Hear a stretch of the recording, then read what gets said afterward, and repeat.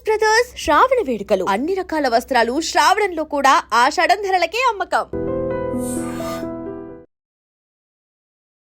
చెప్తా పెద్ద టాస్క్ ఏం తెలుసు, అమ్మాయిలు మెసేజ్ చేస్తుండే ఒక పెద్ద పేరగా పెడుతుండే, సగం చదువుతుంటే నాకు సగం రాకపో ఏం పెట్టింది అర్థం కాకపో నేనేం పెడుతు అంత పెద్ద పెడుతుండే నాయన పెడుతుండే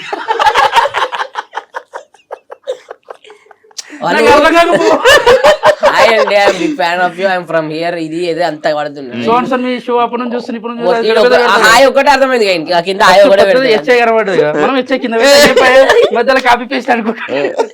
అయితే ఇక ఇప్పుడు ఇక నార్మల్ ఇలా రిచ్ లైఫ్ అది అనుకున్న టైంలో మాది రేకుల రూమ్, 3 రూములు ఉంటాయి.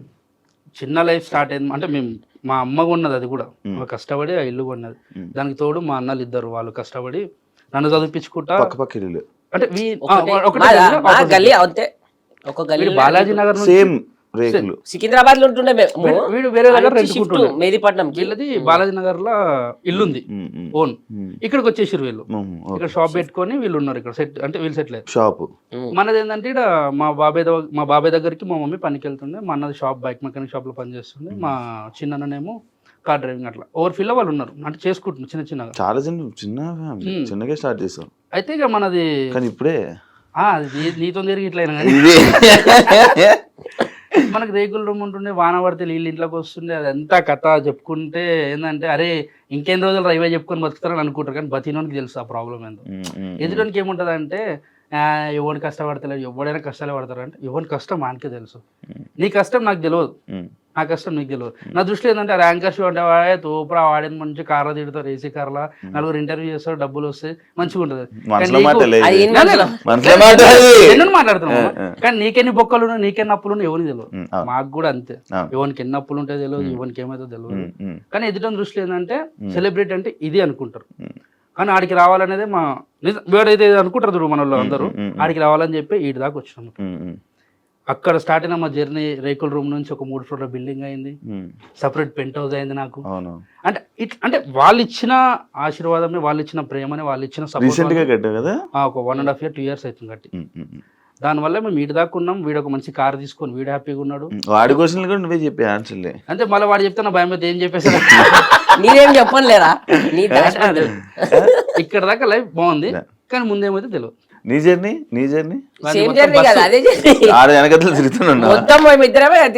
చెప్పాలి. జర్నీ అంటే వీడు కాలేజ్ బంగొట్టి, నా శ్రీమేధ కాలేజ్ అని చెప్పి నా పక్క కాలేజ్, నాది రాయల్ కాలేజ్. వీడు బస్సులో పోతుండే, నేను ఇంటర్ ఇద్దరం బస్సులోనే పోతుంటే, నాకు బస్ పాస్ ఉంటుండే, వీని కూడా బస్ పాస్ ఉంటుండే. వీనికి ఏంటంటే రన్నింగ్ లో దిగడం అలవాటు, నాకు దిగడం కాదు, అదే వేరే కాదు.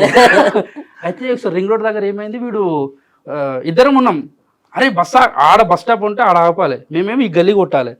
దింకు ఉరుకుతూనే ఉన్నాడు వాడు, అరే నాకు రాదంటే దుక్కున్నాడు, నేను ఉల్టా దుక్కినా పడ్డా చూడు పోయా, 2 కళ్ళు పైకి లేచి బ్యాగ్ ఒకటి నెత్తికి వచ్చింది ఒకటి బచ్చిపోయినా, లేకుంటే తలవండు వాళ్ళకి ఇట్లా ఫోటో ఉంటుండే ఎన్నో. అదే ఇట్లా గోడలకి కాదు మీకు పటాసులు బాగా సపోర్ట్ చేసింది ఎవరు అంటే లైక్ ఇప్పుడు యాదమరాజు మీతోనేనా బ్యాచ్, మీతో సెలెక్ట్ మా ముందు ఆడిషన్ అన్నది సీనియర్స్ వాళ్ళు, సద్దమ్మ అన్న, రాజన్న, హరన్న, ఫస్ట్ బలివీర్ అన్న, హరన్న, సంజయ్ అన్న, తర్వాత రాజన్న, సద్దమ్మన్న. ఈ బలివీర్ బ్రోది నేను విన్నది పాట కాదు, మిమ్మల్ని తీసుకొచ్చింది ఆయనే అనుకున్నట్టు నేను విన్నాను అప్పట్లో. లేదు మాకు హరన్న, సంజయ్ అన్న ఒక రోజు పెట్రోల్ అంటే మాది వాళ్ళ బండిలో పెట్రోల్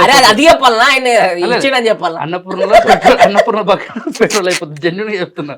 బండి నొక్కుంటూ పోతారు ఇద్దరు, మేము అప్పుడు అన్నపూర్ణ గేట్ చుట్టూ తిరుగుతున్నారు టైం అంటే ఈ ఆడిషన్ ఎట్లా అవన్నీ తెలుసుకోవడానికి. కనబడ్డారు, వీళ్ళేంద్రా సెలబ్రిటీ అయిన బండి నొక్కుంటూ పోతారు అని చెప్పి ఇట్లనే చూసినాం.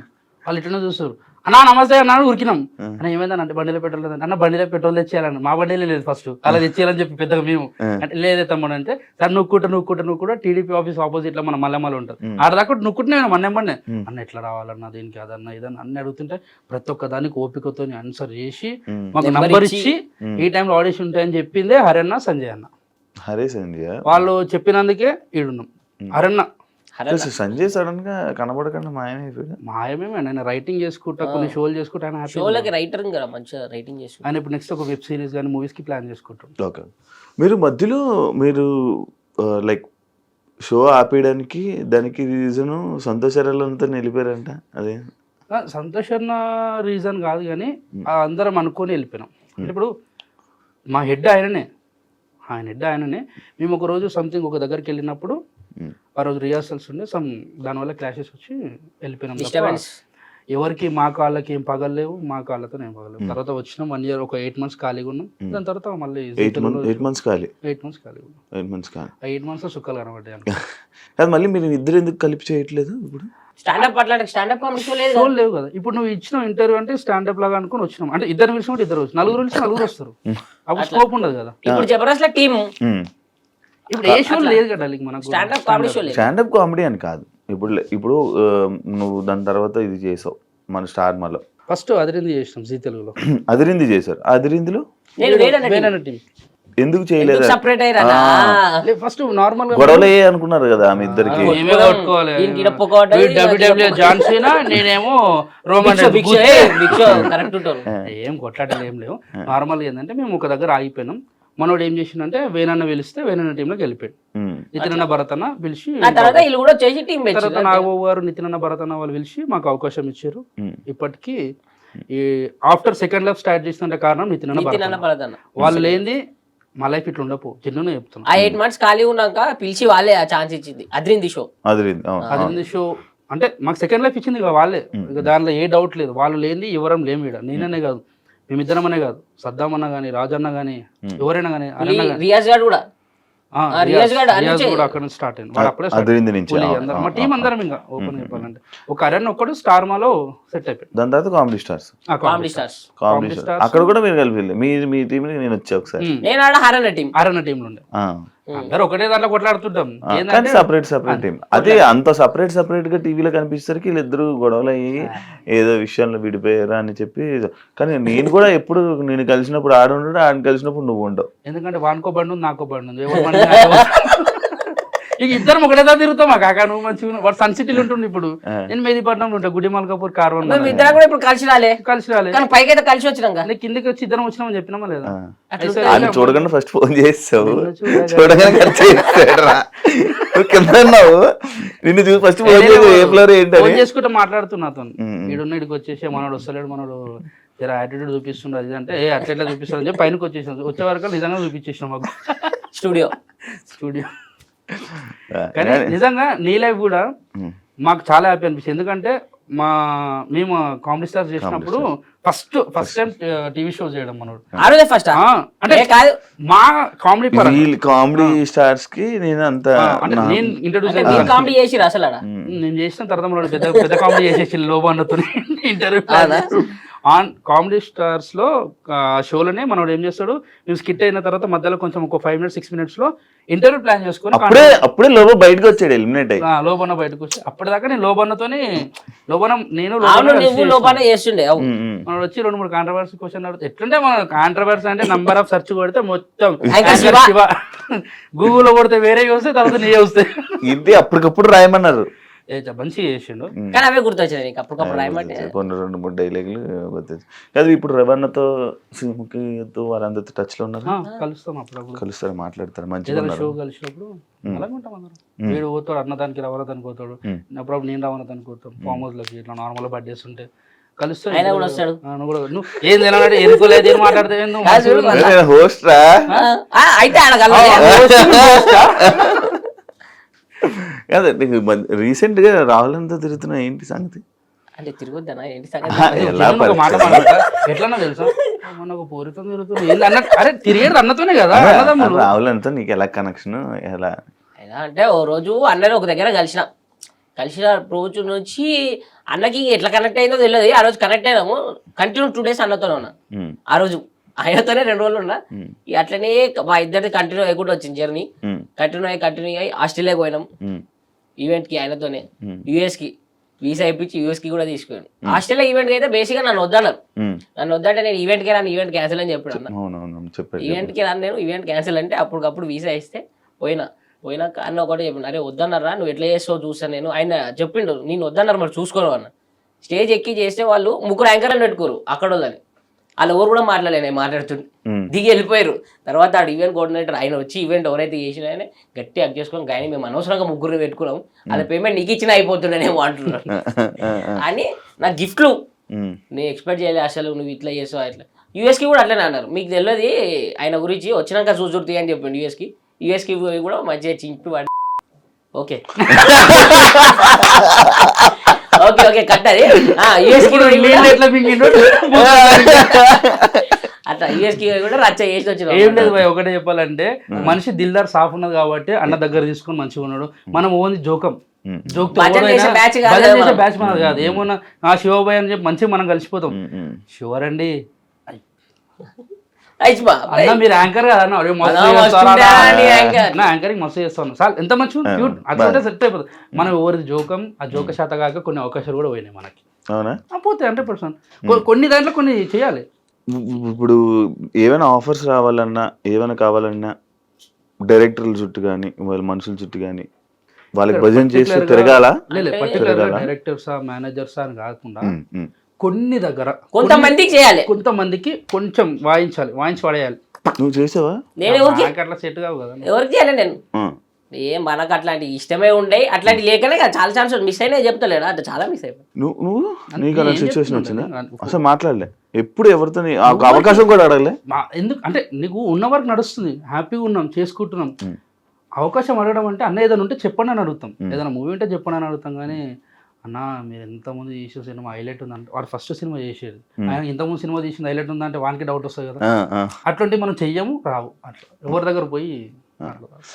రీసెంట్గా ఆడియన్సే ఎందుకు మీరు టీవీ షోలు చేస్తున్నారు, మీరు ఎంటర్టైన్ చేస్తున్నారు, టీవీ షోలు చేస్తున్నారు, అంత బాగానే ఉంది, కానీ ఎందుకన్నా ఈ మధ్య కనబడతలేరు అంటారు కన్ఫర్మ్ గా. అంటే వాళ్ళు చూస్తలేరు ఎట్లా ఎందుకు తెలుసా?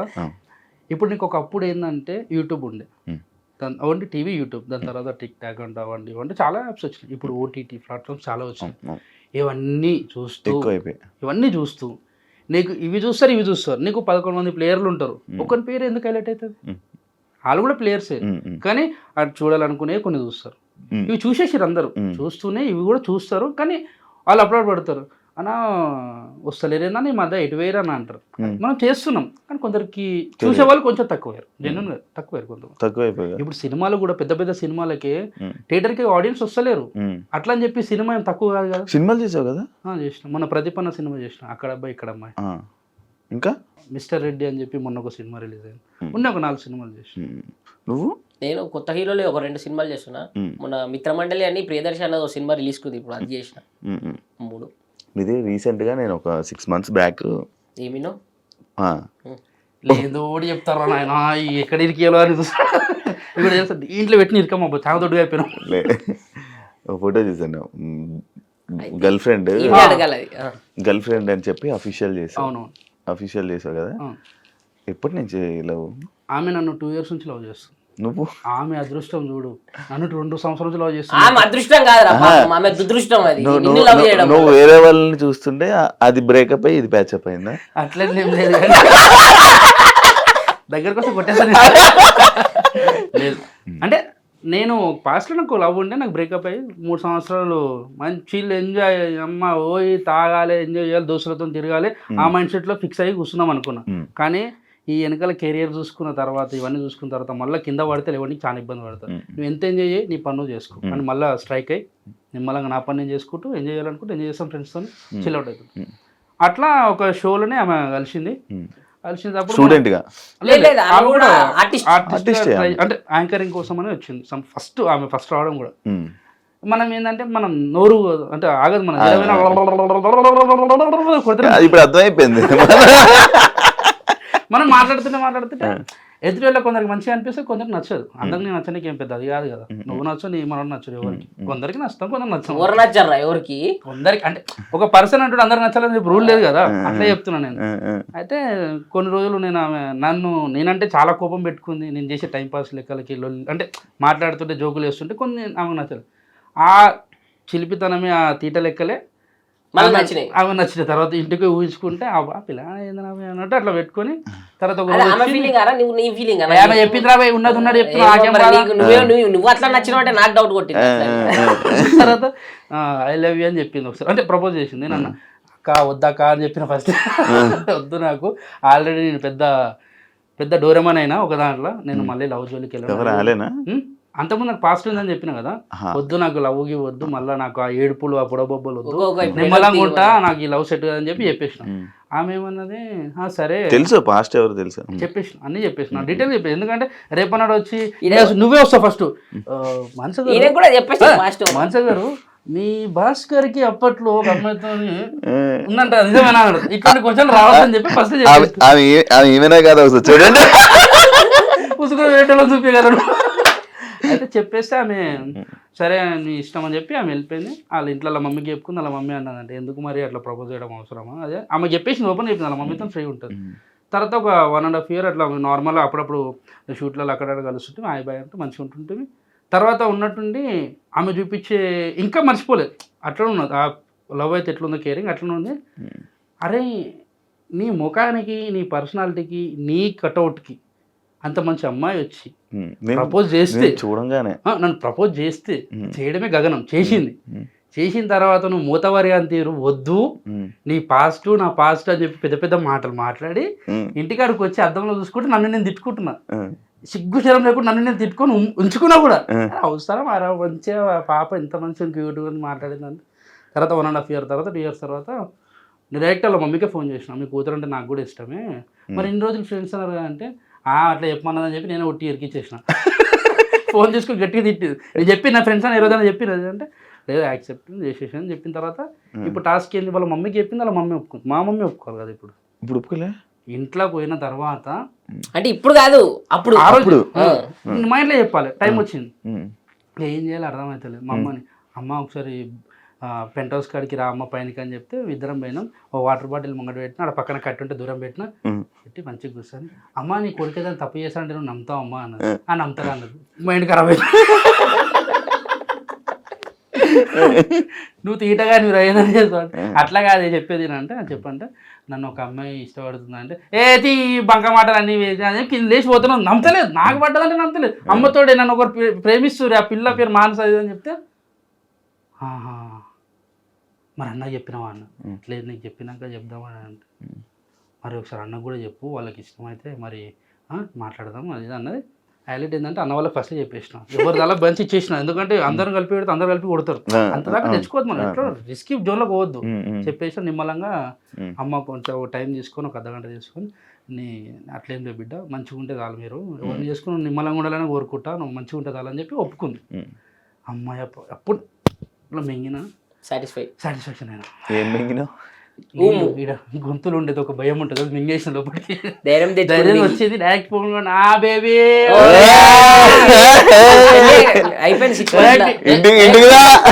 డైరెక్ట్ వచ్చి రాకుండా మా అమ్మని ఏమనంటే నేను రాత్రి కదా రేపు పొద్దున్న అమ్మ వద్దమ్మా మళ్ళీ రేపు అన్నాడు గల్లీలో తిరుగుతుంటే మీ కొడుకు ఒక పిల్లతో తిరుగుతుందని చెప్పిన తర్వాత నాకు నువ్వు తిట్టే మాటలు అవన్నీ సెట్గా ఏమున్నా నువ్వు చెప్పిన తర్వాత నాకు హ్యాపీ అని చెప్పి ఆ రోజు నుంచి నార్మల్గా మేము ఇన్స్టా వీడియోస్ కానీ షార్ట్ వీడియోస్ చిన్న చిన్న యూట్యూబ్కి కానీ అవి చేసుకుంటా కొనసాగిస్తున్నాం. అఫీషియల్ చేస్తారు కదా, చేసి వాడేసిన ఏడికైతే అడిగైతే దాన్ని తీసుకొని మన వాళ్ళు కొందరు దాంట్లో ఉంటాయి కదా అన్నిట్లలో ఇన్స్టాలల్లో ఫేస్బుక్లలో కొన్ని టీవీ షోస్ అంటే టీవీ ఛానల్స్ లో కూడా పోస్ట్ చేసుకున్నారు.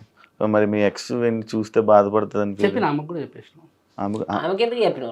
మరి ఇంటికి కొత్త ఇంటికి కూడా వస్తే ఓపెనింగ్ అంటే నువ్వు లవ్లో ఉన్నావు అంటే ఆ జెన్యున్ లవ్లో ఉన్నావు, ఎందుకంటే నువ్వు వద్దనుకున్నావు నేను వద్దనుకున్నా, మనం ఇద్దరం అంటే ఆమె దృష్టిలో నేను చెడు కావద్దు, నా దృష్టిలో ఆమె చెడు. ఫ్రెండ్స్ వీళ్ళిద్దరు తెలుసా, వాళ్ళిద్దరు ఎవరు ఎక్స్ ఉన్న వీళ్ళు మాట్లాడుకుంటారా ఇప్పుడు కూడా.